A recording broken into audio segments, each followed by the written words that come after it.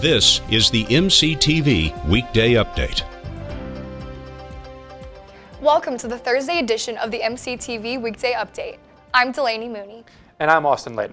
The first full week of February has included a busy events calendar with options for students both on and off campus. And even though the second month of the spring semester has just started, several of those events encourage Red Raiders to start thinking about their future. Yesterday afternoon, the College of Human Sciences hosted a grad school info session and resource fair. Students interested in learning about continuing their education could stop by the Canyon Room of the west side of the Human Sciences building from 3 to 5 p.m. Representatives were on hand to answer questions about the 8 graduate degrees and 9 certificate options offered by the college. Attendees could also pick up swag and enjoy an afternoon snack while learning more about human sciences. All of our different departments are set up by table, and we have some free food as well, so students are welcome to come and go, grab some food, check out any of the tables to see what resources that they offer. The Human Sciences Resource Fair wrapped up yesterday afternoon, but if you didn't have a chance to attend, you can learn more about the college's graduate options by visiting hs.ttu.edu. The end of the spring semester is still 3 months away, but many students are already starting to think about where to live after this school year ends. With that in mind, one campus group held an annual event to give students the chance to find their next home away from home. The 2024 edition of the Off-Campus Housing Fair took place in the Sub Ballroom on Tuesday. University Student Housing invited staff from more than 20 local apartment complexes to stop by the Sub and meet with students. Dozens of representatives set up booths with informational materials, tons of swag, games, and more. This year's fair also featured a pirate theme, which was a change from past events. In the years past, we've just had a general kind of red and black Texas Tech theme, but kind of moving forward, we wanted to kind of spice things up and provide a different direction and kind of some different marketing tools to kind of engage with our student population. Along with all the pirate costumes and decorations, attendees could also enjoy free refreshments, a photo booth, and visit with Student Legal Services for apartment leasing advice. If you missed out on this week's fair, University Housing is currently working on a new way for students to learn all about the off-campus housing options around Lubbock. In the meantime, if you have any questions or want more information about university housing options and off-campus eligibility for students, visit housing.ttu.edu. Speaking of housing, many dorm residents eat as many as 3 meals a day on campus each day in one of the university's many dining options. But if you're looking to shake up your daily food options, a weekly event offers the university community a chance to check out some tasty options while benefiting new Red Raiders. Every Wednesday, Texas Tech Orientation Services hosts a food truck festival in Memorial Circle. The weekly event features a rotating list of local food trucks who stop by campus to offer a variety of menu choices. Yesterday's food truck festival featured everything from burgers to shaved ice to homemade Latin treat. I'm from Puerto Rico, and in Puerto Rico we sell empanadas everywhere. So we developed this concept of a food truck that sells Puerto Rican empanadas, but with a switch between Puerto Rican and Texas flavors. All of the businesses who participate in each week's food truck festival donate 10% of their earnings to the university's Red Raider Camp. Red Raider Camp is a 3-day, 2-night on-campus experience that gives new students a chance to learn about the university while meeting new Red Raiders. The next food truck festival is scheduled for next Wednesday, February 17th from 10:30 to 2 p.m. The West Texas weather has been slightly unpredictable this week. After a mild start, a round of cloudy conditions and even some showers made their way through the area over the last 2 days. The sun made a return earlier today, but will the clearer conditions stick around past today? MCTV weather specialist Elisabeth Herring joins us now in studio with details on our weekend forecast. Elizabeth? Thanks, Delaney. Taking a look outside this afternoon, it is a gorgeous afternoon. Some beautiful clouds over the buildings here at Texas Tech, as well as some sunshine. We do have quite a windy afternoon, and that wind is only going to increase as we head into Friday. Looking at Friday, we can see the wind really starts in the morning, but by mid-afternoon, we are going to have gusts up to 20 to 30 miles per hour all along the South Plains area. As we move into Saturday, that wind will continue, but we are going to taper off just a bit, but it will still be a windy afternoon on Saturday for the South Plains. We did have some rainfall yesterday evening and last night. A little sliver up in northwest Lubbock, up through Plainview and Silverton. However, we are headed for something a little different this weekend. On Saturday night, we are going to begin to see some rain. That's going to begin around 8:30 at night. You can see here in Lubbock a storm moving in, so if you are headed out Saturday night, be sure to bring a rain jacket or an umbrella to keep dry. You can see up in Amarillo, they're starting to see some wintry mix happening Saturday night and up in the very northern part of Texas. As we move on through Saturday into Sunday morning, snow here in Lubbock, Texas, as well as up in Amarillo, and that's going to continue for almost 12 hours all throughout Sunday into the early part of the evening. Around 7 p.m. is when it's going to start to taper back a little bit, and by Sunday night we should see clearer skies.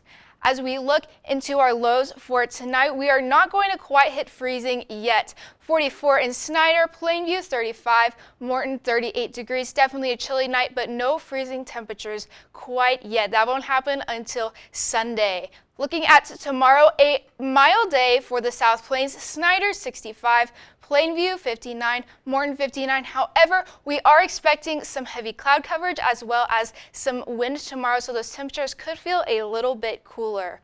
Tonight here locally in Lubbock, we have a low of 42 degrees with winds at 10 miles per hour. Tomorrow, another mild day with a high of 61. However, clouds and wind could make that feel a little bit cooler.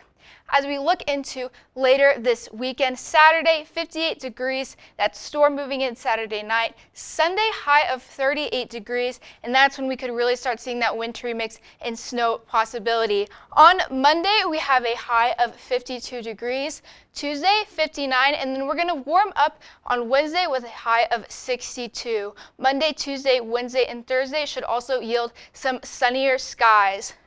On Sunday, some of that snow could be melting, and that could happen before we reach freezing. We do have a low of 23 Sunday headed into Monday, so that could freeze over on Monday and yield to some ice on the roads Monday morning. So be sure to keep connected to Texas Tech and check for tech alerts regarding any delays for Texas Tech students for school. I'm Elizabeth, and it's back to Delaney and Austin. Thanks, Elizabeth. The Texas Tech men's and women's basketball teams are back in action this weekend with hopes of breaking losing streaks and getting back in the win column. MCTV's Nathan Boles has a preview of both teams' next conference matchup, along with details on another group of Red Raiders 2024 debut in sports. Nathan? Thanks, Delaney and Austin. Both Tech men's and women's basketball will be home this Saturday. They'll be trying to get back in the win column after some tough road losses Tuesday.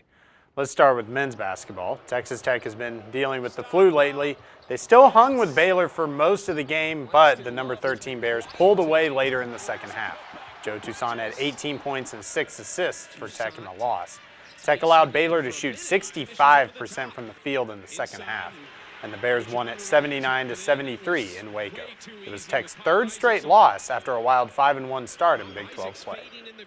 Center Warren Washington was ruled out before the game with illness, and not having him was hard to get around. Kirby Hocutt told the Avalanche Journal Wednesday that Grant McCaslin was bedridden for 2.5 days and had a 103-degree fever at one point. Hocutt also said Pop Isaacs, Warren Washington, Lamar Washington, and Joe Toussaint all have had bouts with the flu. The Red Raiders came into the week number 23, and they'll need to get a win Saturday if they want to stay in the AP Top 25. More importantly, they'd like to stay above 500 in Big 12 play and not lose a second straight home game to an unranked team. Tech will play UCF at the United Supermarkets Arena Saturday at 3 p.m. The Lady Raiders also had a tough loss on the road Tuesday, and they fell below 500 in Big 12 play. Tech was down at the half by 12, but considering how badly number 22 West Virginia has beaten opponents this year, it wasn't the worst thing to happen. The third quarter, however, was an avalanche for the Mountaineers. They outscored the Lady Raiders 30-10 in that third quarter. Jordan Merritt's 13-point, 11-rebound double-double and Jasmine Shaver's 16 points wasn't enough as West Virginia cruised to victory 82-59. The Lady Raiders have dropped 2 in a row and are now 5-6 in Big 12 play. They only have one true road win this season. They have a lot of home wins, though, and they'll try to get back on track at the USA. They'll take on UCF Saturday at 7 p.m. And yes, that means there will be a basketball doubleheader at the arena for the only time this season. Texas Tech track and field is tearing it up, including a name on the Bowerman Mid-Indoor watch list. Freshman Temedepi Adeshina has the #1 collegiate high jump mark this year and the #3 mark in the world at 1.96 meters. The Nigerian set it January 19th at the Corky Classic. She's one of just 5 women to be on the list for the Bowerman Award given to the best man and woman in college track and field. The rest of the Red Raiders are pretty good too. The men are number 1 in the country while the women are number 12. They'll get to be at home this weekend for the Jarvis Scott Open. It's the Red Raiders' last regular season meet before the Big 12 indoors in 2 weeks, also in Lubbock at the Sports Performance Center. The 3rd Jarvis Scott Open will start Friday at 3 p.m. and continue through Saturday. Texas Tech softball will get to start their season in very familiar territory for head coach Craig Snyder. The Red Raiders will be in Tallahassee for the Joanne Graf Classic. In Snyder's first season, Texas Tech broke the single-season record for home runs as the offense took a giant leap forward and Tech pulled off 5 ranked wins. They'll start with 2 games at Florida A&M at their field. Then they'll play Charlotte, Florida State, and Charlotte again at Florida State's field on Saturday and Sunday. 5 games total for the Red Raiders. It will all start Friday at 2 p.m. No Tech games will be streamed except for Tech and Florida State. That game will be at noon Central Time Saturday on ACC and X, or ACC Network Extra. Well, that's all for sports. Back to you, Delaney and Austin. Thanks, Nathan. Texas Tech athletic teams may be some of the best-known competitors who represent the university throughout the year, but there are other Red Raiders beyond the athletic department who put their skills to the test while promoting the Double T. And on the west side of the city limits, there's a unique Texas Tech facility where you can check out these Red Raiders in action. The Texas Tech Equestrian Center is located near the intersection of 50th Street and Alcove Avenue in West Lubbock. Throughout the year, students from Tech's equestrian team, ranch horse team, and rodeo team train and then compete in weekly events featuring a variety of skills that involve Red Raiders and their equestrian teammates. Here specifically at the Equestrian Center, this is kind of where we practice. This is like our practice facility, and we do a lot of stuff out here too, as well for like jackpots and stuff. Each week, the Texas Tech Rodeo hosts jackpots, giving local competitors the chance to compete to win money that's come from entry fees collected from participants. The jackpots also give the rodeo team a chance to practice their skills before heading off to competitions around the country. To learn more about Texas Tech's Equestrian Center and the events and services offered at the facility, visit the website listed on your screen. So, Austin, have you ever been out to the Equestrian Center? I have not, but I'm interested in rodeos, so I might head there this weekend. That's all for today's edition of the MCTV Weekday Update. Thanks so much for joining us, and be sure to check out ttuhub.net every day for more news. We'll see you next week.